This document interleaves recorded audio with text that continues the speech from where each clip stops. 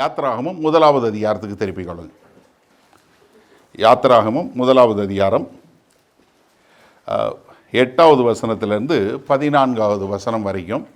அதாவது நம்ம எல்லாம் வாழ்க்கையில் படக்கூடிய அழுத்தங்கள், த ப்ரெஷர் என்ன பண்ணுது அப்படின்னு சொல்லி பார்த்தா, நம்மளை மட்டுப்படுத்துவது போல இல்லை நம்மளை ஒன்றுமில்லாமல் பண்ணுவது போல இருந்தாலும், ஆனால் அதுதான் நமக்கு ஒரு தேவனுடைய வல்லமையை கொண்டு வந்து கொடுக்கக்கூடியதாக.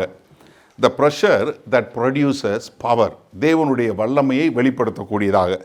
1வது அதிகாரம் 8வது வசனத்தில் 14வது வசனம் வரைக்கும் வாசிங்க. யோசேப்பை அறியாத புதிய ராஜன் ஒருவன் எகிப்தில் தோன்றினான். அவன் தன் ஜனங்களை நோக்கி, இதோ இஸ்ரவேல் புத்திரராகிய ஜனங்கள் நம்மிலும் ஏராளமானவர்களும் பலத்தவர்களுமாய் இருக்கிறார்கள். அவர்கள் பெருகாதபடிக்கும் ஒரு யுத்தம் உண்டானால் அவர்களும் நம்முடைய பகைஞரோடே கூடி நமக்கு விரோதமாக யுத்தம் பண்ணி தேசத்தை விட்டு புறப்பட்டு போகாதபடிக்கும் நாம் அவர்களை குறித்து ஒரு உபாயம் பண்ண வேண்டும் என்றான்.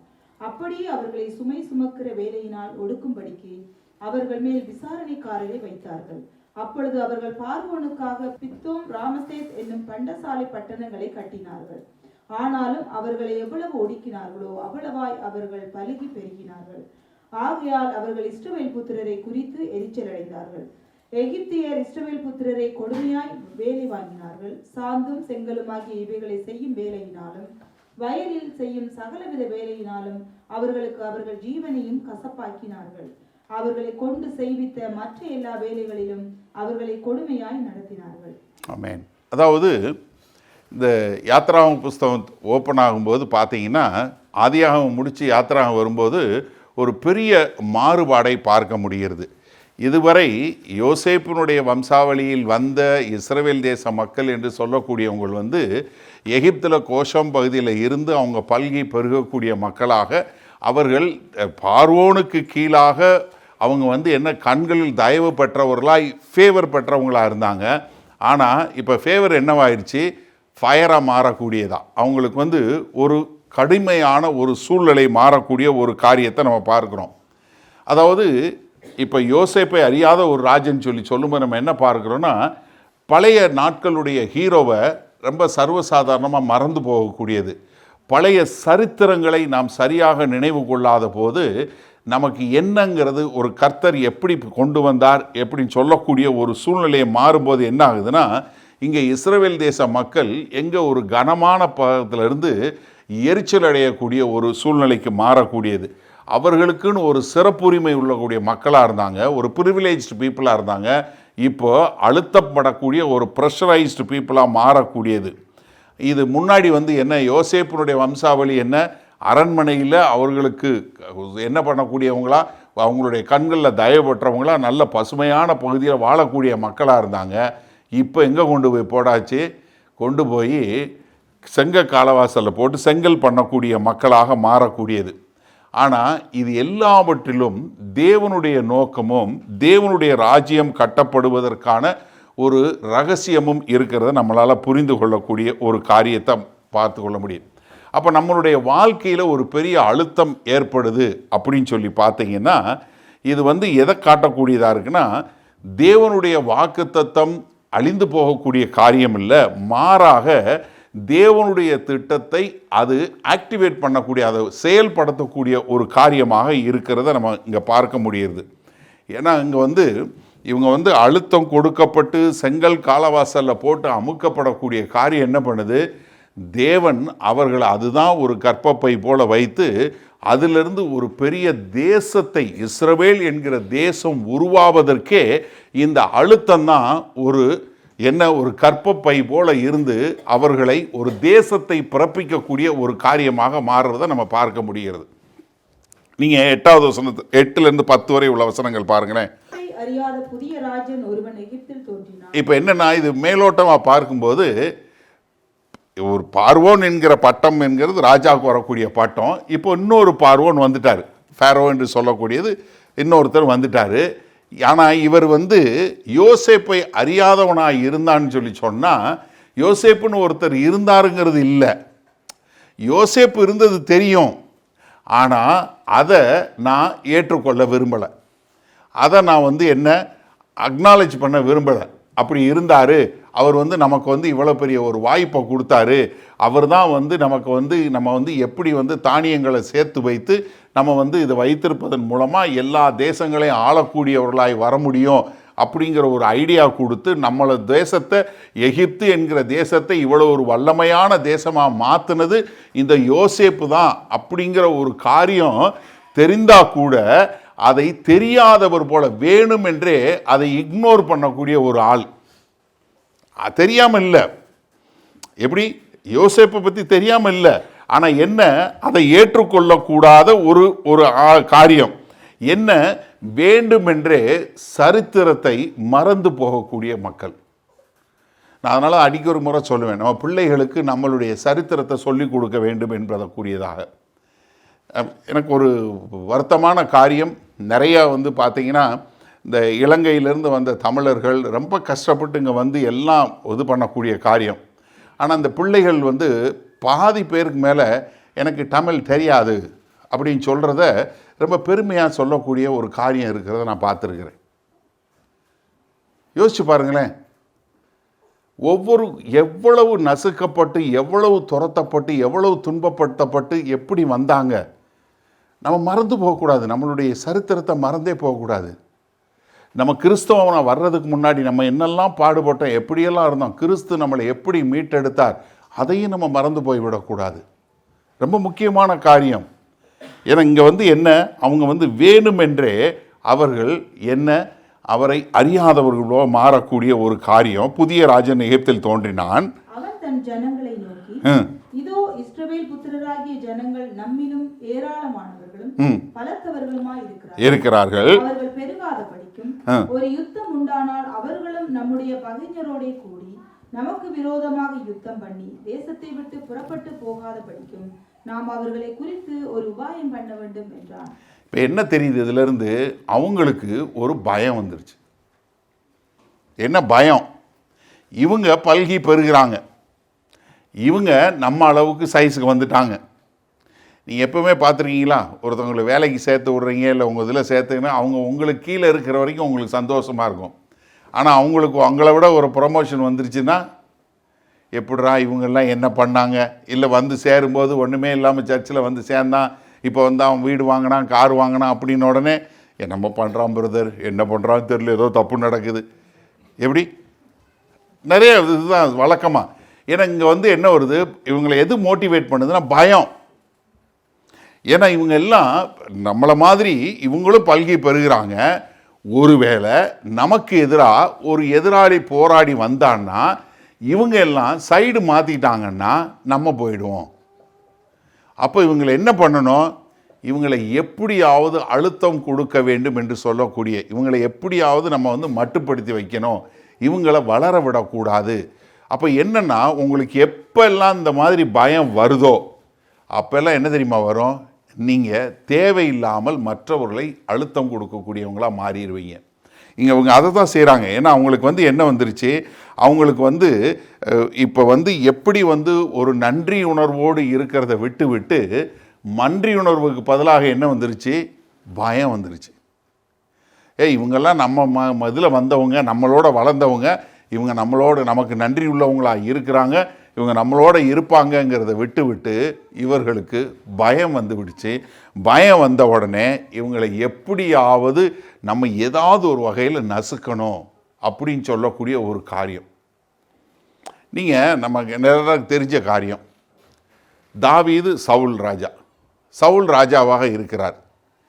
இப்போ சவுலுக்கு அவருடைய ராஜ்யத்துக்கு எதிராக நம்ம பார்க்குறோம், கோலியாத் வருகிறார். 1 சாமுவேல் 17ஆம் அதிகாரத்தில் பார்க்குறோம். ஆனால் இங்கே தாவீது வந்து அதை ஒரு ஜெயமாக மாற்றுகிறார், பயங்கரமான ஒரு வெற்றி. அதற்கு பின்பாக பெலிஸ்தேர்கள் மேலே பயங்கரம் படையெடுத்து எல்லாம் ஜெயிக்கிறான். இப்போது தாவீதை வந்து தன்னோட சேர்த்து வைத்து கொண்டு சவுல் இருந்திருந்தார்னா இன்றைக்கு சரித்திரம் வேறு வழியாக மாறி இருக்கும். சிந்திச்சு பாருங்கள் ஒரு நிமிஷம். சவுல் மட்டும் தான் வாக்கு கொடுத்தது போல, இந்தா நீ வந்து என்னுடைய மருமகனாக இரு, நீ ஆட்சி அதிகாரத்தில் நான் இருக்கிறேன், நீ என்னுடைய வலதுகரமாக இருந்து கர்த்தர் என்னென்ன சொல்கிறாரோ அதை பூரா நீ நடப்பி, அதை பூரா காரியங்களை பண்ணு, நான் உனக்கு துணையாக இருக்கிறேன் அப்படின்னு சொல்லியிருந்தா நிச்சயமாக தாவீது கூட இருந்திருப்பார், சரித்திரம் வேறு வழியாக போயிருக்கும். சிந்திச்சு பாருங்களேன், ஒரு நிமிஷம் சிந்திச்சு பாருங்க. ஏன்னா நீங்கள் கடைசி 2வது முறை தாவீதுக்கு சவுலை கொலை செய்ய காரியம் வரும்போதும் அது செய்யாத போது என்ன சொல்கிறாரு? 1 சாமுவேல் புஸ்தகம் 22வது அதிகாரத்தில் சொல்லும்போது என்ன சொல்கிறாரு? சவுலே, தாவீதே, என்னுடைய உயிர் உன்னுடைய கண்களுக்கு பிரதானமாக தெரிஞ்சுது, நான் முட்டாளாக நடந்து கொண்டேன்.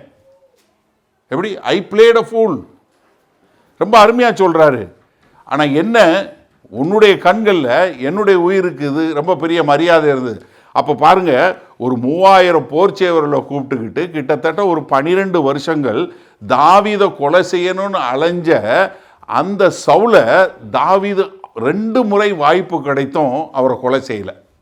அப்போ சவுல் மட்டும் சரியான முறையில் இந்த பயம் இல்லாமல், வா நீ என்னுடைய மருமகன், என் பக்கத்தில் இரு, நீ எனக்கு இவ்வளோ பெரிய வெற்றியை கொடுத்துருக்க, அதற்கு நான் நன்றி உள்ளவனாக இருக்கிறேன், இந்த கோலியாத்து மூலமாக நம்ம போயிருந்தோம்னா நம்ம தேசமே ஒன்றும் இல்லாமல் போயிருக்கோம் அப்படின்னு சொல்லி தாவீதை மட்டும் கூட சேர்த்திருந்தா இன்றைக்கு சரித்திரம் வேறு விதமாக நாம் படித்திருப்போம். சிந்திச்சு பாருங்க ஒரு நிமிஷம். இன்றைக்கு ஒரு சில நேரங்களில் நம்மளுடைய வாழ்க்கையிலையோ நிறைய பேருக்கு என்ன தெரியுமா? பயம். இவங்க வந்தால் இவங்க பெருசாக ஆகிட்டாங்கன்னா, யார் பெரிய ஆளானா நமக்கு என்ன? உங்களுக்கு என்ன இருக்கோ அந்த காரியம் நிச்சயமாக நிறைவேறும். அப்போ நம்ம இந்த அழுத்தத்திற்கோ இப்படிப்பட்ட காரியங்களுக்கோ நம்ம இடம் கொடுக்க வேண்டிய அவசியமே இல்லை. சவுல் அதே தான். நீங்கள் பார்த்தீங்கன்னா நிறைய நேரங்கள் நம்முடைய வேலையில் பார்த்தீங்கன்னா ஒரு மேனேஜ்மெண்ட் மாறுற முன்னாடி வரைக்கும் எப்படி இருக்கும்? ஒரு பயங்கரமாக ஒரு பயங்கர achiever, salesman of the year, இல்லை இவர் தான் கம்பெனியில் நம்பர் டாப் 1, இவர் தான் எல்லாமே அப்படின்னு சொல்லக்கூடிய ஒரு ஆள் புது மேனேஜ்மெண்ட் வந்த உடனே என்ன, அவரை தான் தூக்குவாங்க. நிறைய முறை பார்த்துருக்கீங்களா? நிறைய இந்த மாதிரி. அப்போ என்ன, இங்கே அவங்களுக்கு என்ன வந்துடுது? பயம். அதாவது நம்ம ஜனங்கள் என்ன இந்த சரித்திரத்தை மறந்தா கூட கர்த்தர் மறக்கிறதே இல்லை. ஆனால் கர்த்தர் என்ன பண்ணுறாரு? அவர்களை திரும்ப எடுத்து கட்டக்கூடிய காரியம். 2வது பாருங்கள், அவங்களுடைய அப்ரஷன் பாருங்கள். 11வது 12வது வசனம் பாருங்கள். அப்படியே அவர்களை சுமை சுமக்கிற வேலையினால் ஒடுக்கும்படிக்கு அவர்கள் மேல் விசாரணைக்காரரை வைத்தார்கள். அப்பொழுது அவர்கள் பார்வோனுக்காக பித்தோம், ராமசேஸ் என்னும் பண்டசாலை பட்டணங்களை கட்டினார்கள். ஆனாலும் அவர்களை எவ்வளவு ஒடுக்கினார்களோ அவ்வளவாய் அவர்கள் பழுகி பெருகினார்கள். எப்படி? அவன் புதுசாக பட்டணமெல்லாம் கட்டி பண்டக சாலையெல்லாம் கட்டி இவங்களை வச்சு என்னென்னலாம் செய்ய முடியுமோ எல்லாம் இவங்களை எவ்வளவு கொடுமைப்படுத்த முடியுமோ அவ்வளவு கொடுமைப்படுத்துவோம் அப்படின்னு சொல்லக்கூடியதான். அப்போ என்ன, இந்த உலகம் எப்பொழுதுமே என்ன பண்ணுன்னா நம்முடைய அடையாளத்தை அழிக்க தான் பார்க்கும். நம்ம யாருங்கிற நம்முடைய அடையாளத்தை அழிக்க பார்க்கக்கூடிய காரியம். ஏன்னா இஸ்ரவேல் தேச மக்கள் ஒன்றுமில்லாமல் போகணும், அவங்கள இப்படிப்பட்ட ஒரு கொடுமையான காரியத்தில் நடத்தணும் அப்படின்னு சொல்லக்கூடிய ஒரு காரியம். ஆனால் கர்த்தர் என்ன பண்ணுறாரு? இந்த அழுத்தத்திலிருந்து அவர்கள் யார் என்று அவர்களை வெளிப்படுத்தக்கூடிய, தான் யார் என்று சொல்லக்கூடிய ஒரு காரியம். ஏன்னா நீங்கள் இவங்க என்ன பண்ணுறாங்க? அவங்களால தாங்க முடியாத ஒரு பாரத்தை கொடுக்குறாங்க. நமக்கு எல்லாருக்கும் தெரியும் இந்த யாத்திராகம கதை என்ன. அவங்க செங்கல் இது பண்ணுவதற்கு வைக்கோல் கொடுக்காம இன்னும் நீ ஏற்கனவே இருக்கிறத போல் 2 மடங்கு பண்ணணும் அப்படின்னு சொல்லி அவங்கள போட்டு படுத்துகிறாங்க. அப்படி படுத்தும்போது என்ன, அவர்கள் என்ன எந்த அளவுக்கு அவங்கள துன்புறுத்துகிறாங்களோ அந்த அளவுக்கு அவங்க பெருகக்கூடிய காரியம். அப்போ என்ன, அவங்களுடைய அடையாளம் இல்லாமல் போக வேண்டும், இப்படிப்பட்ட ஒரு ஜனங்கள் இருந்தாங்கன்ற ஒரு அடையாளமே இல்லாமல் போக வேண்டும் என்று அவர்கள் செய்யக்கூடிய ஒரு காரியம். இன்றைக்கும் நம்மளை இந்த இந்த அழுத்தங்கள் பார்த்தீங்கன்னா உங்களுடைய வேலையாக இருக்கட்டும் இல்லை வேற ஒரு காரியங்களாக இருக்கட்டும், எல்லாத்துலேயும் வரக்கூடிய அழுத்தம் என்னென்னா உங்களுடைய அடையாளத்தை அழிக்கக்கூடியதாக, நீங்கள் யார் என்கிற அடையாளத்தை அழிக்கக்கூடிய காரியம்தான் வரும். யோசிச்சு பாருங்கள் ஒரு நிமிஷம். நம்ம தானியேல் புஸ்தகம் படிக்கிறோம். என்ன, பாபிலோனியர்கள் நெபுகாத்நேச்சர் தலைமையில் என்ன இஸ்ரவேல் தேசத்தை அழித்து இங்கேருந்து ஜனங்களை என்ன பண்ணுறாங்க? அடிமைகளாக கொண்டு போகிறாங்க. இந்த அடிமைகளாக கொண்டு போனவங்க என்ன பண்ணுறாங்க, நமக்கு தெரிஞ்ச ஒரு 3-4 கேரக்டர் பார்க்குறோம். தானியேல் பார்க்குறோம், சாத்ராக்கு, மேஷாக்கு, அபேத்நேகோ.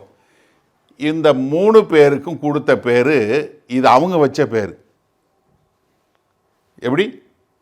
சாத்ராக், மேஷாக், அபேத்நேகோங்கிற பேர் பாபிலோனியர்கள் வைத்த பேர், அவங்க ஒரிஜினல் பேர் கிடையாது.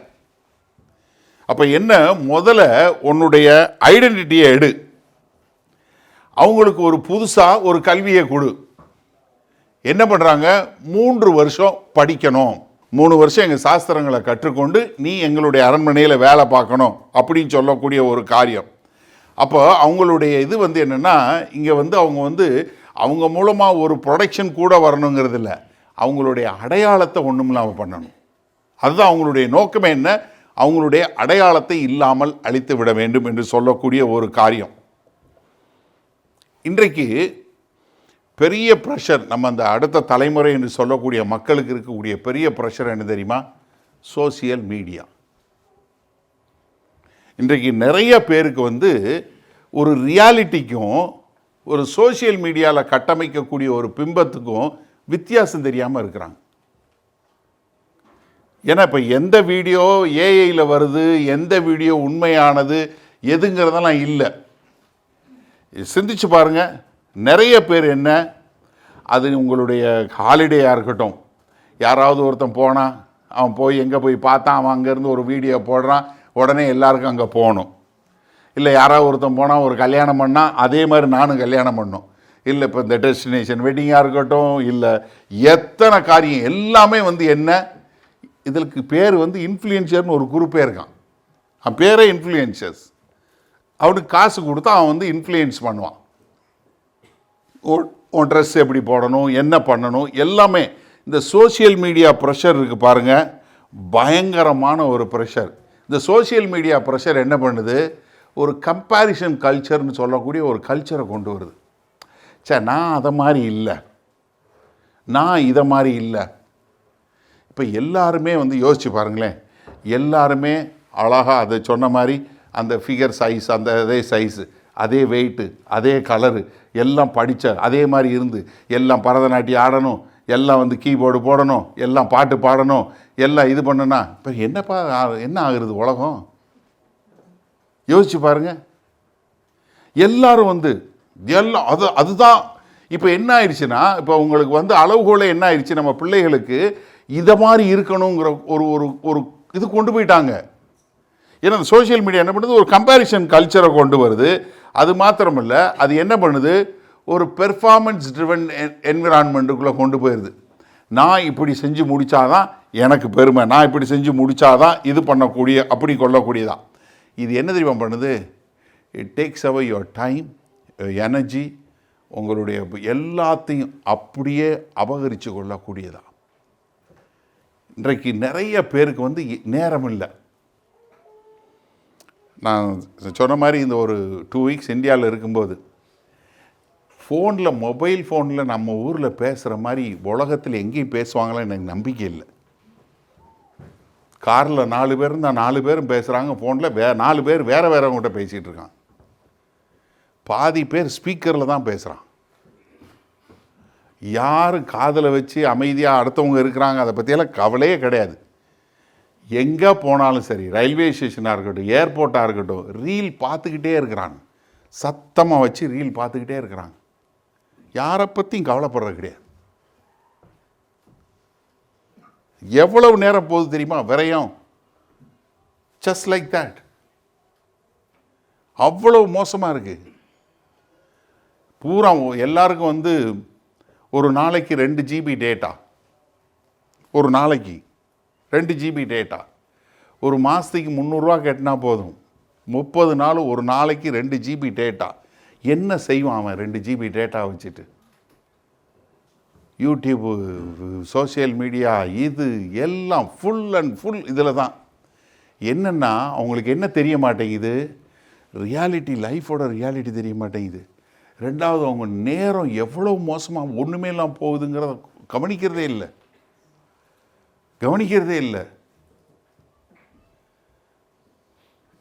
அதாவது உட்காந்து ரீல் பார்த்து டாய்லெட்டில் அப்படி ஃபிட்டானவன்லாம் அப்படியே இருக்கான். அந்த அளவுக்கு மோசமா? சிந்திச்சு பாருங்க. இது என்ன? உங்களுடைய அடையாளத்தை திருடக்கூடியது. அதைத்தான் பண்ண பார்க்குறாங்க. பட் என்னன்னா, இங்கே இந்த கட்டமைப்புகள்லாம் என்ன பண்ண பார்க்குறாங்க? இதை ஒன்றும் இல்லாமல் பார்க்குறாங்க. ஆனால் என்ன, இங்கே வளர்ச்சி, ஒரு growth எங்கே வருது? இப்படிப்பட்ட ப்ரெஷரில் வரக்கூடியதாக. 12வது வசனம் பாருங்க. ஆனாலும் அவர்களை எவ்வளவு ஒடுக்கினார்களோ அவ்வளவாய் அவர்கள் பலுகி பெருகினார்கள். இதுதான் இந்த பாரடாக்ஸ். பார்த்தீங்களா? ஒடுக்கும்போது ஒடுக்கத்தானே செய்யணும், இல்லை. ஆனால் கர்த்தருடைய காரியத்தில் ஒடுக்கும்போது என்ன உண்டாகுது? பெருகக்கூடிய ஒரு காரியம். எந்த அளவுக்கு அவங்கள ஒடுக்கினார்களோ அவ்வளவாய் அவர்கள் பழுகி பெருகினார்கள். ஆகையால் அவர்கள் இஸ்ரவேல் புத்திரரை குறித்து எரிச்சல் அடைந்தார்கள். அப்போ என்னன்னா, கர்த்தருடைய கணக்கு ரொம்ப வித்தியாசம். தேவனாகிய கர்த்தருடைய கணக்கு வித்தியாசம். ஏன்னா நீங்கள் இப்போ அவங்க ஒடுக்கும்போது ஒடுங்கணும். ஆனால் அவங்க என்ன பண்ணுறாங்க? பல்கி பெருகக்கூடிய மக்களாக இருக்கிறாங்க. அவங்க எந்த அளவுக்கு ஒடுக்குனாங்களோ அந்த அளவுக்கு அவங்க பெருகக்கூடிய ஒரு காரியமாக இருக்கிறத பார்க்குறோம். அப்போ என்ன? அஃப்ளிக்ஷன் பிகம் தி ஆக்சலரேஷன். அவங்க எந்த அளவுக்கு அவங்கள அமுக்குறாங்களோ அந்த அளவுக்கு அவங்க வேகமாக போகக்கூடியது. நீங்கள் நம்ம ஊரில் பார்த்தீங்கன்னா நமக்கு எல்லாருக்கும் தண்ணி வருது, சரியா? நம்ம அந்த கிராவிட்டி, புவி ஈர்ப்பு விசை என்று சொல்ல கிராவிட்டியை பற்றி, கிராவிட்டியில் மட்டும் தண்ணி வர்றதில்லை. ஏன்னா நம்ம இங்கிலாண்டில் லண்டனில் பார்த்தீங்கன்னா மேடும் பள்ளமும் எல்லா இடத்துலையும் இருக்குது. ஆனால் உங்களுக்கு வீடு மேலே செகண்ட் ஃப்ளோராக இருந்தாலும் சரி, தேர்ட் ஃப்ளோராக இருந்தாலும் சரி, எங்கே இருந்தாலும் தண்ணி அடி மேலே வரைக்கும் வருது. எப்படி வருது? ஏன்னா அவங்க தண்ணி அனுப்பும்போது என்ன, பம்ப் பண்ணி பயங்கரமான ப்ரெஷரில் தான் அனுப்புகிறாங்க. அதனால தான் நம்ம வீட்டில் எங்கே நீங்கள் டேப்பை திறந்தாலும் அவ்வளோ ப்ரெஷராக தண்ணி வர்றதுக்கு காரணம் என்ன? பம்ப் பண்ணி அவ்வளோ ப்ரெஷர் பண்ணி தான் ப்ரெஷர்டு வாட்டர் தான் நமக்கு அனுப்புகிறாங்க. அப்போ இந்த ப்ரெஷர்டு பம்ப் என்ன பண்ணுது?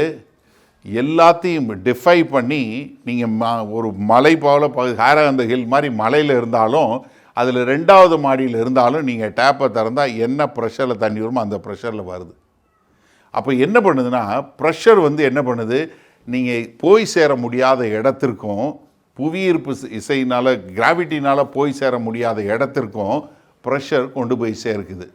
அதே மாதிரி தான் இங்கே அவங்க எந்த அளவுக்கு ஒடுக்குனாங்களோ, எவ்வளவுக்கு எவ்வளவு ஒடுக்குனா அவங்க ஒடுங்காமல் அவங்க பெருகக்கூடிய ஒரு காரியம். அப்போ இங்கே பார்க்கும்போது அவங்க ஒன்றுமே இல்லாமல் போகணும்னு சொல்லி அவங்க நினைக்கிறாங்க. ஆனால் கர்த்தர் என்ன பண்ணுறாரு? அவங்கள பெருகக்கூடிய ஒரு காரியத்தில் பார்க்குறோம். ஆதி திருச்சபையை பார்க்குறோம். நீங்கள் அப்போஸ்தலர் 2வது அதிகாரத்தில் ஆதி திருச்சபை சபையினுடைய பிறந்தநாள் உண்டாகிறது. அதற்கு பின்பாக பார்த்தீங்கன்னா அவங்க துன்புறுத்தப்படுறாங்க.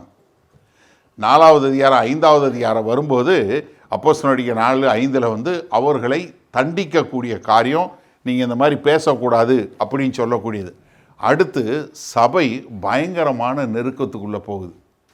எல்லாம் அடிக்கிறாங்க, துன்புறுத்துறாங்க. இப்போ என்ன ஆகுது? சபை அடிக்கப்பட்டு துன்புறுத்தப்பட்ட மக்கள் எல்லாம் என்ன பண்ணுறாங்க? எல்லா இடத்துக்கும் வெளியே போய் பிரசங்கம் பண்ண ஆரம்பிக்கிறாங்க. ஆனால் ஆண்டவர் என்ன சொன்னார்? நீங்கள் அப்போஸ்தலர் 1வது அதிகாரம் 8வது வசனம், நீங்கள் தங்கியிருங்க, பரத்திலிருந்து பரிசுத்த ஆவியானவர் உங்களுக்கு கொடுக்கப்படுவார். அப்பொழுது நீங்கள் என்ன? எருசலேம், யூதேயா, சமாரியா, உலக முடிவு பரியந்தம் எனக்கு சாட்சியாக இருப்பீங்கன்னு. ஆனால் இந்த ஜனங்கள் எல்லாம் என்ன? எருசலேமுக்கு வந்தாங்க, கர்த்தரை ஏற்றுக்கொண்டாங்க, தினசரி வீட்டில் அப்பம் பித்தாங்க, அப்போஸ்தலர் போதனைகள்லையும் இதுலேயும் உட்காந்து ரொம்ப சந்தோஷமாக, வெரி குட், நீங்கள் வாங்க, நீங்களும் வாங்க, நம்ம உட்காந்து சாப்பிடுவோம், நம்ம 2 பேர், நீங்கள் கதை வசனம் சொல்லுங்கள், நீங்கள் வசனம் சொல்லுங்கள், இப்படின்னு உட்காந்து ரொம்ப சந்தோஷமாக இருந்துக்கிட்டே இருந்தாங்களே ஒழிய எங்கே போகலை? கர்த்தர் சொன்னதை பின்பற்றலை.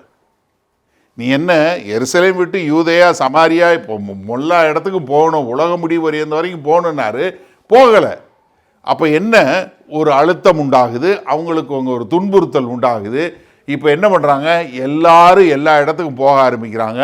அப்படி தான் ஆதி திருச்சபை பல்கி பெருகினது.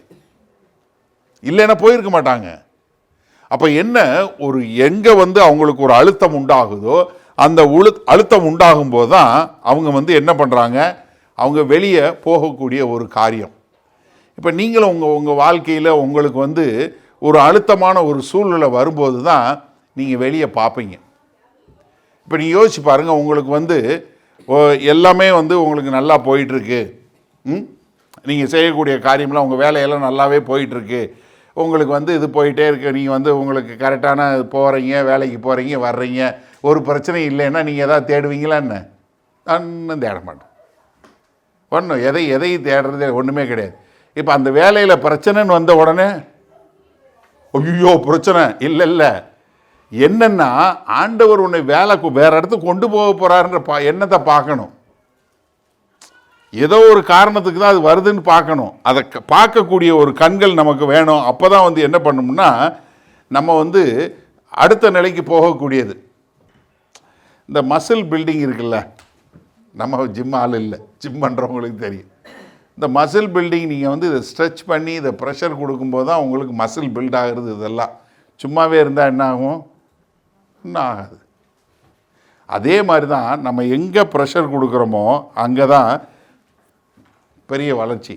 அதே மாதிரி உங்களுக்கு இப்போ உங்கள் வேலையிலையோ உங்கள் குடும்பத்திலையோ உங்களுடைய மினிஸ்ட்ரிலையோ உங்களுடைய பொருளாதாரத்திலையோ ஒரு ப்ரெஷர் வருது, அழுத்தம் வருது அப்படின்னா நீங்கள் என்ன நினச்சிடக்கூடாது? கர்த்தர் என்னை கைவிட்டார்னு நினைக்கக்கூடாது. ஹலோ, நிறைய பேருக்கு வழக்கமாக வர்றதுன்னா, ஐயோ எனக்கு பெரிய பிரச்சனை பிரதர், வேலையில் ஒரே பிரச்சனை, நான் கரெக்டாக தானே பண்ணேன், நான் நல்லா தானே பைபிள் வாசித்தேன், நான் நல்லா தானே ஜெபம் பண்ணேன், எனக்கு ஏன் வேலையில் பிரச்சனை, நான் எல்லாமே கரெக்டாக செஞ்சேன், எனக்கு ஏன் பிஸ்னஸில் பிரச்சனை, நான் எல்லாமே நல்லா செஞ்சேன், எனக்கே இந்த பிரச்சனை. அப்போ உன்னை எப்போ தான் வேலை கொண்டு வர்றது? உன்னை வெளியே கொண்டு வரணும், எப்படி கொண்டு வரணும்? உன்னை அடுத்த நிலைக்கு கொண்டு போனால் எப்படி கொண்டு போக முடியும்? அப்போ ஒரு ப்ரெஷர் வருதுன்னா கர்த்தர் உங்களை கைவிட்டுட்டாருன்னு அர்த்தம் இல்லை. ப்ரெஷர் என்ன ப்ரூவ் பண்ணுதுன்னா கர்த்தர் உங்களை அடுத்த நிலைக்கு கொண்டு போகிறதுக்கு ஆயத்தம் பண்ணுகிறார்னு புரிஞ்சுக்கணும். ஏன்னா pressure is a proof that God is preparing you. உங்களை ஆயத்தப்படுத்துகிறார், உங்களை அடுத்த நிலைக்கு கொண்டு போவதற்கு ஆயத்தப்படுத்துவதற்கான காரியங்கிறத புரிஞ்சு கொண்டீங்கன்னா உங்களுக்கு வரக்கூடிய ப்ரெஷர் என்ன பண்ணுவீங்க? சந்தோஷமாக அல்லேலூயா, ஏதோ ஒரு நோக்கம் இருக்குது அது அப்படின்னு சொல்லி உங்கள் கண்களை பார்ப்பீங்க. இல்லைன்னா நிறைய பேருக்கு என்ன தெரியுமா, அதாவது இப்படி இது கட்டி விட்ட மாதிரி நேராக வேலைக்கு போவோம், வேலை பார்ப்போம், வந்துடுவோம், சாப்பிடுவோம், தூங்குவோம். இல்லை இது பிஸ்னஸ் பண்ணோமா, இதை மட்டும் பண்ணுவோம், போதும். இல்லை இதுக்கு மேலே எதுவுமே செய்ய மாட்டோம். ஆனால் ஏதாவது ஒரு பிரச்சனைன்னு வரும்போது தான், அவங்க அந்த கோர்ஸ் படிக்கிறாங்களா, அப்போ நானும் படிக்கிறேன், இல்லை இது பண்ணலாமா, இது படிப்போம். ஆனால் அது வரைக்கும் என்ன பண்ண மாட்டாங்க? ஒன்றுமே செய்ய மாட்டாங்க. நிறைய பேருக்கு இது பெரிய பிரச்சனை. தயவுசெய்து நல்லா புரிஞ்சு கொள்ளுங்க. நம்ம சர்ச்சில் நிறைய நீங்கள் ஐடி அண்ட் மெடிக்கல் ரெண்டு ஃபீல்டுமே நீங்கள் கண்டினியூஸாக உங்களை எஜுகேட் பண்ணணும். நீங்கள் கேன்னாட் என்ன பண்ண முடியாது, நான் செஞ்சது போதும், நான் படித்தது போதும், நான் பார்க்குற வேலையை பார்த்து நான் எப்படியோ வண்டி ஓட்டிடுவேன். கிடையாது. இந்த அந்த காலமெல்லாம் போயிடுச்சு. தயவுசெய்து நல்லா புரிஞ்சு கொள்ளுங்க. நீங்கள் நம்ம யாருமே கவர்மெண்ட்டில் போய் வேலைக்கு சேர்ந்தோம், ரிட்டையர்மெண்ட் வரைக்கும் அதே வேலை, கிளார்க்கு, செக்ஷன் கிளார்க்கு, அப்புறம் சூப்பர்வைசரு, அப்புறம் மேனேஜராக ரிட்டையர் ஆயிடுவோம் அப்படின்னு நீங்கள் யாருக்கும் எந்த கேரண்டியும் கிடையாது. You have to equip your self. அதுக்கு இந்த ப்ரெஷர் கண்டிப்பாக உபயோகமாக இருக்கும். அதனால் நீங்கள் ப்ரெஷர் வரும்போது நீங்கள் என்ன பண்ணுங்கள்? கர்த்தர் உங்களை ஆயத்தப்படுத்துகிறார் என்பதை மறந்து போய்விடக்கூடாது.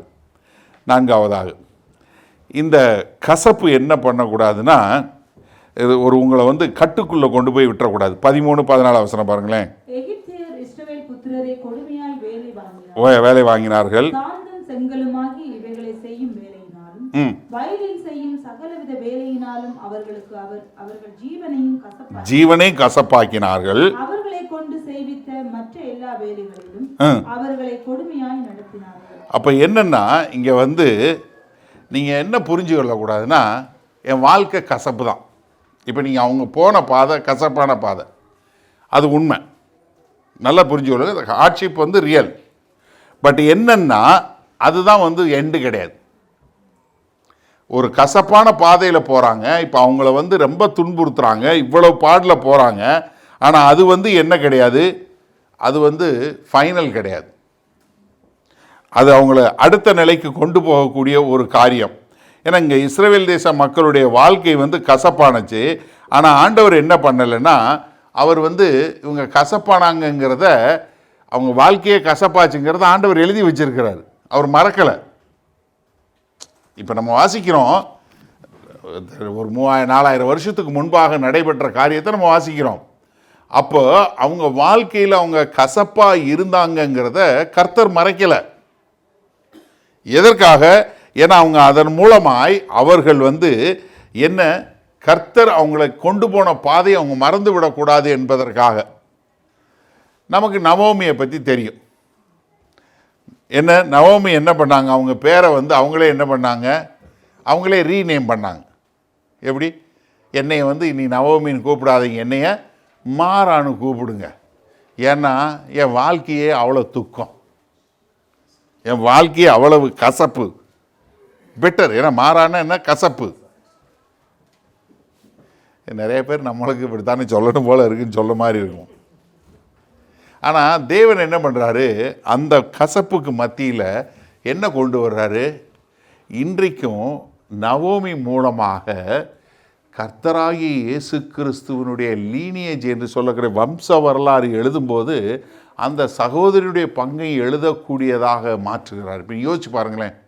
அப்போ பார்க்கும்போது அப்படி ஒரு காரியம் இன்னைக்கு நம்ம நவமியை பற்றி பார்க்கும்போது இயேசு கிறிஸ்துவனுடைய வம்சாவளியில் அவங்க இருக்கிறாங்கங்கும்போது அந்த கசப்பு ஒரு பொருட்டா தெரியுமா? சிந்திச்சு பாருங்க ஒரு நிமிஷம். எவ்வளோ வருஷம் ஆனாலும், எத்தனை தலைமுறை போனாலும், கர்த்தராகிய இயேசு கிறிஸ்துவனுடைய வம்சாவளியில் இந்த சகோதரி மூலம்தான் அந்த வம்சாவளி வருதுன்னு சொன்னால் அது ஒரு கசப்பா? அப்போ என்ன, இந்த கசப்புக்கு பின்னாடியும் ஒரு நோக்கம் இருக்குது அப்படிங்கிற ஒரு காரியத்தை நீங்கள் புரிஞ்சு கொள்ளுங்க. இப்போ நம்ம வாழ்க்கையில் நிறைய நேரங்களில் சுகவீனம், பலவீனம், இல்லை பொருளாதார சூழ்நிலை, இல்லை எமோஷனல், இப்படி நிறைய காரியங்கள் வரலாம். ஆனால் இவைகளுக்கு மத்தியில் நம்ம எப்படிப்பட்டவங்களா இருக்கிறோம்? ஒரு நிமிஷம் சிந்திச்சு பாருங்கள். உங்கள் வாழ்க்கையில் இப்படிப்பட்ட ஒரு கசப்பான காரியங்கள் வரும்போது நீங்கள் அந்த கசப்பால் உங்கள் வாழ்க்கை கசப்பாக மாறுதா? இப்போ 2 விதமான ஒரு காரியம். உங்கள் வாழ்க்கை கசப்பாக மாறும்போது நீங்கள் கசப்பான பாதையில் போகிறீங்க. உங்கள் வாழ்க்கை உண்மையிலே நீங்கள் பாடில் போகிறீங்க. உங்களுக்கு ஒரு சுகவீனம், இல்லை உங்கள் வாழ்க்கையில் ஒரு பெரிய ஒரு நம்ப முடியாத ஒரு துயரம், இல்லை ஒரு பெரிய விபத்து, இப்படி ஏதோ ஒரு கசப்பு வருது. இந்த கசப்பு வரும்போது 2 விதமான பதில் நீங்கள் எடுக்க முடியும். ஒன்று, அந்த கசப்பை வைத்து இதன் மூலமாய் கர்த்தர் என் வாழ்க்கையில் என்ன செய்ய போகிறாருன்னு பார்க்கலாம். இல்லை, அவ்வளோதான் வாழ்க்கை, எல்லாம் ஒன்று தான் அப்படின்னு சொல்லி நீங்கள் உங்களுக்கு நீங்களே ரிசைன் பண்ணிவிட்டு, அவ்வளோதான் என் வாழ்க்கை, அவ்வளோதான், என்னத்தை பெருசாக பண்ண போகிறோம் அப்படின்னு சொல்லி நீங்கள் ஒரு நம்பிக்கை அற்றவர்களாய் போக முடியும்.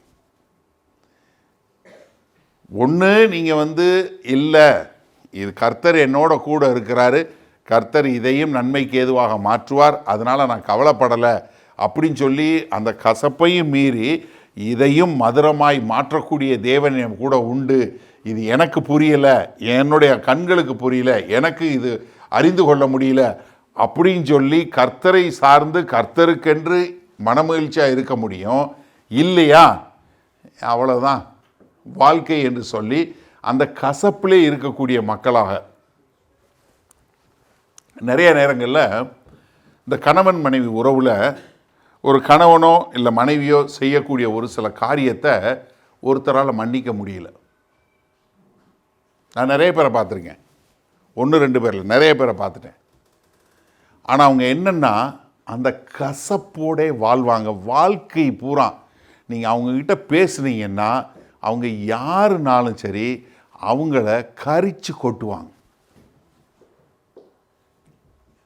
அவங்களால சந்தோஷமாக இருக்க முடியாது, அவங்களும் சந்தோஷமாக இருக்க மாட்டாங்க, பக்கத்தில் யாரும் சந்தோஷமாக இருக்காமலும் பார்த்துக்கிடுவாங்க. எதையாவது போட்டு கொடுத்து இல்லை யாரையாவது பற்றி சொல்லி, ஏன்னா அந்த கசப்பு வந்துருச்சுன்னு வச்சுக்கோங்களேன், உங்களுக்குள்ளே ஒரு கசப்பு வந்துருச்சுன்னா அந்த கசப்பு நீங்கள் அதை நீங்கள் ஒரு மோசமான சூழ்நிலை, ஒரு மோசமான காரியம் வரும்போது அதை மன்னிக்கக்கூடிய மக்களாக இருக்கிறீங்களா? மன்னிச்சு இதுவும் கர்த்தர் மாற்றுவார்னு சொல்லக்கூடியதா? நான் சமீபத்தில் ஒரு சகோதரியை சந்தித்தேன். அவங்க கணவன் அவங்களுக்குள்ள ஒரு பெரிய பிரச்சனை. ஆனால் அந்த சகோதரி இன்றைக்கு வரைக்கும் அதை மறக்க முடியல, மன்னிக்க முடியல. ஆனால் கர்த்தர் எவ்வளவோ அதிசயமான காரியங்களை அவங்க வாழ்க்கையில் செஞ்சுருக்கிறார், அவங்க பிள்ளைகளுடைய வாழ்க்கையில் பண்ணியிருக்கிறாரு, அவங்க குடும்பத்தில் பண்ணியிருக்கிறாரு. ஆனால் அவங்க வாயை திறந்து பேசுகிறாங்கன்னா உங்களுக்கு லிட்ரலாக நீங்கள் அவங்க கசப்பை புரிஞ்சு கொள்ள முடியும். அப்படி ஒரு கசப்பு அவங்க வாயை திறந்தாலே எனக்கு அருமையான சகோதரனை சகோதரி, நன்றாக சிந்திச்சு பாருங்கள். இங்கே இஸ்ரவேல் தேச மக்கள் வாழ்க்கையில் அவ்வளோ பெரிய கசப்பு கர்த்தர் எழுதி வைத்திருக்கிறாரு. ஆனால் அதை தான் கொண்டு அவர் என்ன பண்ணுறாரு, அவங்கள பல்கி பெருக பண்ணி இஸ்ரவேல் என்கிற ஒரு தேசமாக மாறுவதற்கு இதை மாற்றுகிறார். இது இந்த ஒரு சம்பவம் நீங்கள் பார்த்தீங்கன்னா இந்த முதலாவது அதிகாரத்தில் இவர்கள் பல்கி பெருகக்கூடிய ஒரு காரியம் தான் என்ன பண்ணுது, அவர்களை ஒரு பெரிய தேசமாக மாற்றக்கூடிய ஒரு காரியமாக இருக்கிறது. அப்போ இந்த நாளினுடைய செய்தியினுடைய முடிவை என்ன பார்க்கலான்னா, இந்த அழுத்தம் உங்களுடைய எதிரி இல்லை. இந்த அழுத்தம் உங்களுடைய எதிரி இல்லை. இதுதான் நீங்கள் பெருகுவதற்கான ஒரு என்விரான்மெண்ட். இதுதான் நீங்கள் அடுத்த நிலைக்கு செல்லக்கூடிய ஒரு சந்தர்ப்ப சூழ்நிலையை உருவாக்குகிறது என்பதை நாம் புரிந்து கொள்ள வேண்டும். ஏன்னா நிறைய நேரங்களில் எனக்கு ஏன் இந்த அழுத்தம், எனக்கு ஏன் அவங்க இந்த அழுத்தத்தை கொடுத்தாங்க, இல்லை இவங்க கொடுத்தாங்க அப்படின்னு சொல்லி பார்க்குறத விட்டுட்டு இது என்ன பண்ணுது, எனக்கு இப்படிப்பட்ட ஒரு சந்தர்ப்ப சூழ்நிலையை கொடுத்துருக்குன்னு. நமக்கு எல்லாருக்கும் அன்னாள் கதை தெரியும். 1 சாமுவேல் புஸ்தகத்தில் உள்ள அன்னாள் கதை தெரியும். அன்னாளுக்கு என்ன பிள்ளை இல்லை. அவங்களுடைய சக்கலத்தை என்ன பண்ணுறாங்க, அவ்வளவு காரியங்களை பேசுகிறாங்க. அவளை வருஷம் போய் பலி கொடுக்க போகும்போது அவங்கள அவ்வளவு கேவலமாக திட்டுறாங்க. மேலும் மேலும் வெந்த பொண்ணுலே வேலை பாய்ச்சறதுன்னு சொல்லுவாங்க இல்லையா, அந்த மாதிரி திரும்ப திரும்ப திரும்ப அவங்கள பாடுபடுத்துகிறாங்க. ஏலியே என்ன நினச்சாரு, இந்த அம்மா குடிவெறியில் இருக்குதுன்னு நினைக்கக்கூடிய தவறுதலாக புரிந்து கொள்ளக்கூடியதான். ஆனால் அது என்ன பண்ணுச்சு அந்த அம்மாவை, அண்ணால இது எல்லாம் எனக்கு என்ன, இப்போ என்னுடைய சக்கலத்தியாக இருக்கட்டும் இல்லை ஏலியாக இருக்கட்டும் எதுவாக இருந்தாலும் சரி, என்ன என்னுடைய இருதயத்தில் இருக்கிறதெல்லாம் என்ன பண்ண போகிறேன், நான் கர்த்தரை ஊற்ற போகிறேன் அப்படின்னு சொல்லி அவங்க கொண்டு போய் அவங்க பூரா என்ன பண்ணுறாங்க, அந்த அழுத்தத்தில் எல்லாமே அந்த அம்மாவை என்ன பண்ணுச்சு, தேவனுடைய பிரசன்னத்தை கொண்டு போய் சேர்த்துச்ச ஒழிய தேவனை விட்டு தூரம் கொண்டு போகலை.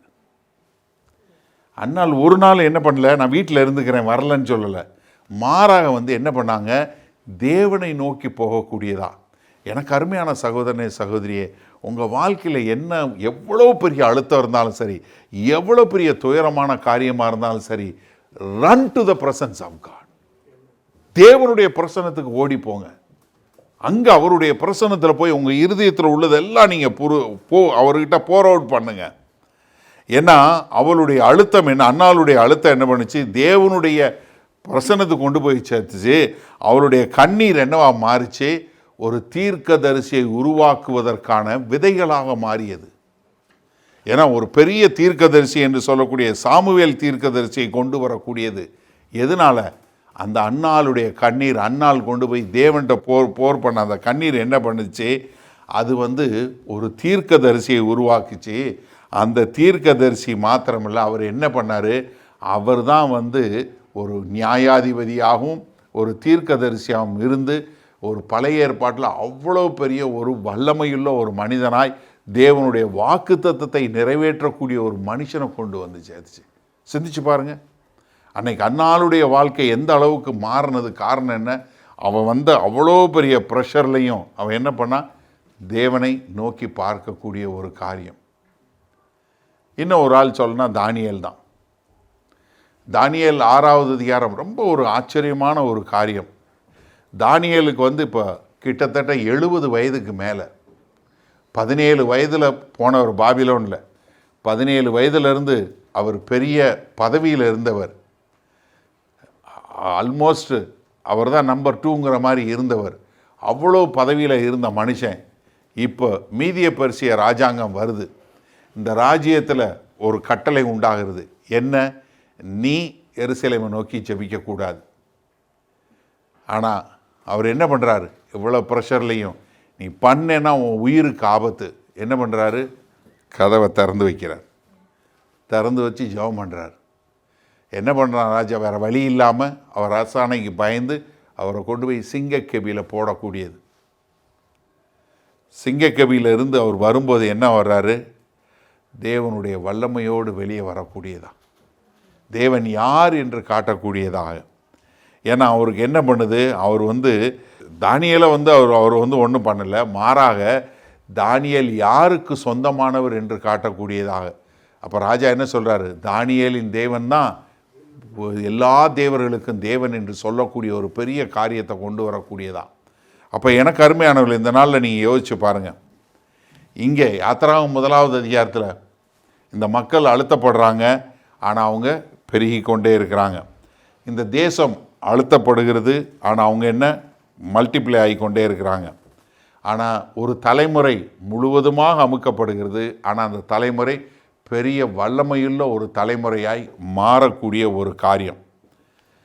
அப்போ நம்ம வாழ்க்கையில் ஒரு அழுத்தம் வந்தால் என்ன, அந்த அழுத்தம் ஒரு ப்ரெஷர் என்னென்னா, அது என்ன நினச்சக்கூடாது, அது ப்ளசன்ட் இல்லை தான், அது ஒரு பிரியமான காரியம் இல்லை தான், ஆனால் அது ஒரு வல்லமையான காரியம் என்பதை நம்ம மறந்து விடக்கூடாது. ஏன்னா அங்கே என்ன, இஸ்ரவேல் தேச மக்கள் அவங்க இந்த அழுத்தத்தை தெரிந்து கொள்ளலை. கர்த்தர் தான் அவங்களுக்கு இந்த அழுத்தத்தை கொடுத்தாரு, கர்த்தர் தான் அவங்கள பெருக பண்ணார், கர்த்தர் தான் அவங்கள பெரிய ஆளுகளாக மாற்றக்கூடிய ஒரு காரியம்.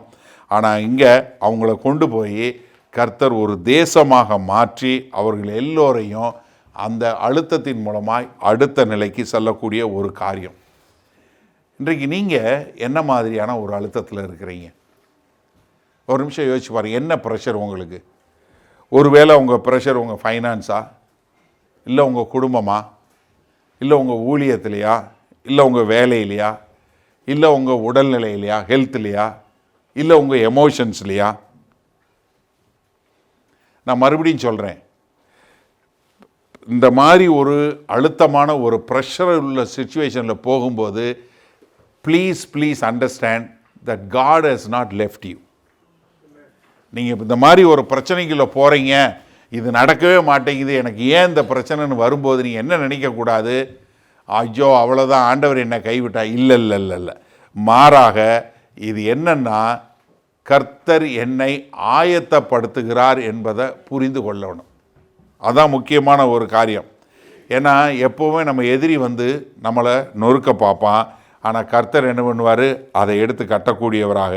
எனிமி நம்மளை என்ன பண்ண பார்ப்பான், நம்மளுடைய குரல் வலையை பிடிச்சி நம்ம பேச நம்ம சத்தம் வராத பார்க்க பார்ப்பான். ஆனால் கர்த்தர் என்ன பண்ணால் நம்முடைய சத்தத்தை ஸ்ட்ரெங்தன் பண்ணக்கூடியவராக இருப்பார். எனிமி நம்மளை சுருக்க பண்ணணும்னு பார்ப்பான், ஆனால் கர்த்தர் நம்மளை பெருக பண்ணக்கூடிய மக்களாக. ஏன்னா இஸ்ரவேல் தேச மக்கள் என்ன பண்ணாங்க, ப்ரெஷரில் தான் பெருகினாங்க, அவங்க அந்த ப்ரெஷரில் தான் அவங்க வளர்ந்தாங்க. அது மாத்திரமல்ல, அவங்க முழுமையாக பெரிய மக்களாக ஒரு தேசமாக மாறினது எல்லாமே இப்படிப்பட்ட ஒரு பெரிய அழுத்தத்தில் தான். அப்போ நீங்கள் நல்லா தெரிஞ்சுக்கொள்ளுங்க, your pressure is not your prison. உங்களுடைய இப்படிப்பட்ட ஒரு சூழ்நிலை இருக்குல்ல, இது உங்களை சிறையிருப்பில் கொண்டு போய் சேர்ப்பது அல்ல. மிக தெளிவாக தெரிஞ்சு கொள்ளுங்க.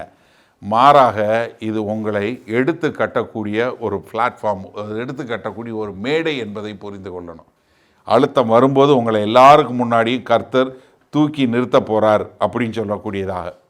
இதில் என்னென்னா, நீங்கள் பின்னாடி யாத்திராமத்தில் மீதி வரும்போது பார்க்கும்போது நமக்கு என்ன தெரியுது, கர்த்தர் அவங்களுடைய ஒவ்வொருடைய அழுகை குரலையும் கேட்கக்கூடியவராய் இருக்கிறார். கர்த்தர் அவங்களுடைய எல்லா பயத்தையும் காணக்கூடியவராய் இருக்கிறார். கர்த்தர் அது மாத்திரமில்ல, அவங்க எத்தனை செங்கல் அறுத்தாங்க, எவ்வளவு செங்கல் பண்ணாங்க, எல்லாத்தையும் காணக்கூடியவராய் இருக்கிறார்.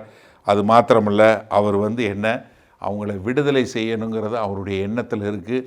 அங்கேருந்து எகிப்திலிருந்து கொண்டு அவங்கள ஒரு தேசமாய் மாற்றி அநேகருக்கு ஒரு ஆசீர்வாதமாய் மாற்றக்கூடிய ஒரு மகா பெரிய கிருபையில் தேவன் வழிநடத்துகிறார் என்று சொல்லக்கூடியதாக. அப்போ எனக்கு அருமையான சகோதரனே, சகோதரியே, எனக்கு பிரியமான தேவனுக்கு பிரியமான பிள்ளைகளே, இன்றைக்கு இங்கேருந்து நீங்கள் போகும்போது உங்களுக்கு என்ன அழுத்தம் இருந்தாலும் தைரியமாக கர்த்தர் ஒரு நோக்கத்தோடு என்னை கொண்டு போகிறார். கர்த்தர் எனக்குன்னு ஒரு பாதை ஆயத்தப்படுத்தி வைத்திருக்கிறார்.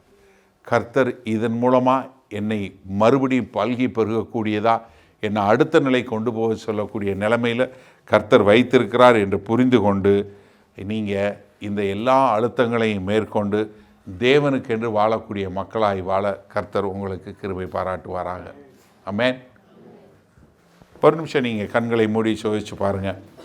இன்றைக்கி நீங்கள் என்ன ப்ரெஷரில் வந்து உட்காந்துருந்தாலும் சரி, எந்த ஒரு காரியம் உங்களுக்கு அழுத்தம் கொடுக்கறதா இருந்தாலும் சரி, ஒருவேளை உங்களுடைய வேலை, இல்லை உங்களுடைய வீசா, இல்லை ஃபைனான்ஸு, இல்லை உங்களுடைய உடல்நிலை, இல்லை உங்கள் பிள்ளைகளை குறித்த எதிர்காலம், எதுவாக இருந்தாலும் சரி, remember God is preparing you. Israel தேச மக்கள் எவ்வளவுக்கு எவ்வளவாய் துன்புறுத்தப்பட்டாங்களோ அவ்வளவுக்கு அவ்வளவாய் அவர்கள் பெருகினார்கள் என்று பார்க்கிறோம். எனக்கு அருமையானவர்களே, இந்த நாளில் உங்கள் அழுத்தங்களை எல்லாம் தேவன் ஒரு ஆசீர்வாதமாய் மாற்றக்கூடிய ஒரு கிருபையில் வழி நடத்துவாராக. ஆண்டவரே, இதோ இந்த செய்தியை கேட்டுக்கொண்டிருக்கிற எனக்கு அருமையான சகோதர சகோதரிகள் ஒவ்வொருவருக்காய் நான் ஜெபிக்கிறேன். ஆண்டவரே, ஆம் தகப்பனே, இதோ இவங்க என்ன அழுத்தத்தில் போனாலும் அது எங்களுக்கு தெரியாமல் இருக்கலாம், பக்கத்தில் இருக்கவங்களுக்கு தெரியாமல் இருக்கலாம். ஆனால் உம்முடைய கண்களுக்கு மறைவானது ஒன்றுமே இல்லை. ஆண்டவரே, இதோ நீங்கள் எல்லாவற்றையும் காண்கிற தேவன். இந்த இஸ்ரவேல் தேச மக்கள் பாட்ட பாடுகள், அவருடைய கண்ணீர்கள், அவருடைய கூக்குரல்கள் எல்லாவற்றையும் என் தேவன் பார்த்து, ஆண்டவரே, அவர்களை அருமையாய் பெருக பண்ணி விடுதலை பண்ணி ஒரு தேசமாய் மாற்றி ராஜ்யங்களுக்கு ஒரு ஆசீர்வாதமாய் மாற்றினது போல, இதோ இன்றைக்கு என்னுடைய சகோதர சகோதரிகள் படுகிற பாடுகள், நிந்தைகள், போராட்டங்கள், கண்ணீர், வேதனை எல்லாவற்றையும் அறிந்தும் தெரிந்தும் வைத்திருக்கிற எங்கள் தேவன் இவர்களை மாற்றி, ஆண்டவரே, இவர்களை ஒரு ஆசீர்வாதத்தின் பாத்திரங்களாய் மாற்ற எங்கள் தேவன் கிருபை பாராட்ட வேண்டுமாய் மீட்பெரும் இரட்சகருமாகிய இயேசு கிறிஸ்துவின் மூலம் ஜெபிக்கிறோம் ஜீவனுள்ள வல்ல பிதாவே, ஆமென். உங்களில் யாருக்காவது ஜெப தேவைகள் இருக்குமானால் நீங்கள் உங்களுடைய வீடுகளில் உங்கள் கதவை பூட்டி நீங்கள் ஆண்டவரை நோக்கி ஜெபம் பண்ணுங்கள். உங்களுடைய எல்லா விதமான பலவீனங்களை குறித்து தெரிந்து வைத்திருக்கிற தேவன், எப்போதும் ஜீவன் உள்ள தேவன், உங்களுடைய ஜெபங்களை கேட்டு உங்களுக்கு பதில் கொடுப்பார். நீங்கள் வேற ஒரு ஆள்கிட்ட போகணும், வேற ஒருத்தவங்கிட்ட போய் ஜெபத்துக்கு போகணும்னு அவசியம் இல்லை. நீங்கள் ஜெபம் பண்ண ஆண்டவராகிய இயேசு கிறிஸ்துவை ஏற்றுக்கொண்ட எல்லாரும் பிதாவாகிய தேவன்கிட்ட ஜெபம் பண்ணால் அந்த ஜெபத்தை கேட்டு பதில் கொடுக்கக்கூடிய அன்புள்ள பரமபிதா தான் நமக்கு இருக்கிறாரு. அதனால் தைரியமாக நீங்கள் ஜெபம் பண்ணுங்கள். அதே சமயத்தில் இன்னொரு காரியமும் நாங்கள் சொல்கிறோம், எங்களுக்காய் ஜெபம் பண்ணுங்க. ஏன்னா வேத வசனத்தில் அதுதான் சொல்லியிருக்கு. நீங்கள் எந்த ஊழியக்காரரையும் ஜெபம் பண்ண போங்கன்னு சொல்லலை, ஆனால் ஊழியக்காரருக்காக ஜெபம் பண்ண சொல்லியிருக்கு. நாங்கள் தைரியமாக தேவனுடைய வார்த்தை இன்னும் அதிகமாய் பிரசங்கிக்க எங்களுக்காய் நீங்கள் ஜெபிக்கும்படி கேண்டிக் கொள்கிறேன். ஆமேன்.